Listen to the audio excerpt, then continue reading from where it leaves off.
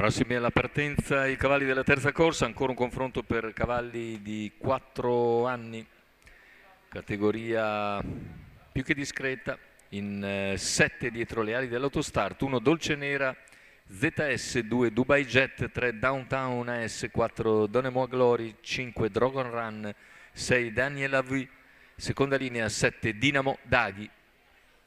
Pronostico che vede Dubai Jet favorito, alternativa principale Downtown AS.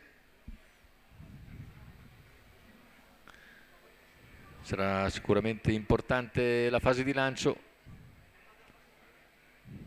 Vediamo la partenza con Dubai Jet all'esterno, velocissimo anche Dragon Run, mentre serra sotto Dolce Nera ZS. E al comando ci va allora Dubai Jet su Dolce Nera ZS, rimane all'esterno invece Donemoa Glory, a largo anche Dragon Run, terza posizione in corda che si è assicurata Dinamo Daghi.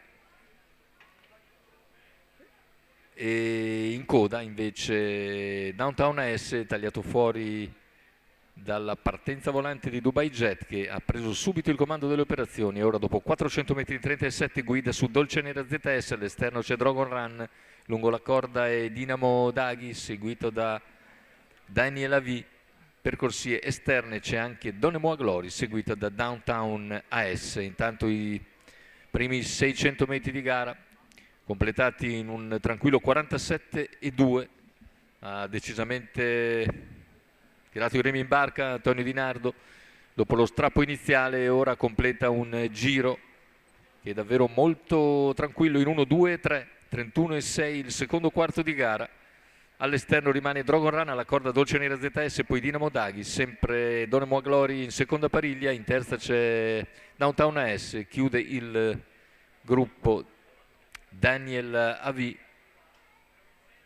chilometro in 1.21, no, in 1 ufficiale 1.17.7 sul mio cronometro, mancano ora 400 scarsi alla conclusione, accelera il leader Dubai Jet, in seconda posizione rimane Dolce Nera, all'esterno è sempre Dragon Run, poi Dinamo Daghi, scatta anche in terza ruota Downtown AS, completamento delle pegate, ingresso in retta d'arrivo con Dubai Jet in evidenza e inseguito da Dolce Nera ZS e Dinamo Daghi, finale con Dolce Nera che va su Dubai Jet in difficoltà, finale con Dolce Nera che passa e vince nei confronti di Dubai Jet. Al terzo chiude Dinamo Daghi vicino, 1.14,4 ma 28,3 a chiudere dopo un 29,1 di penultimo quarto, il 28,3 a chiudere per una media finale di 1.14,4.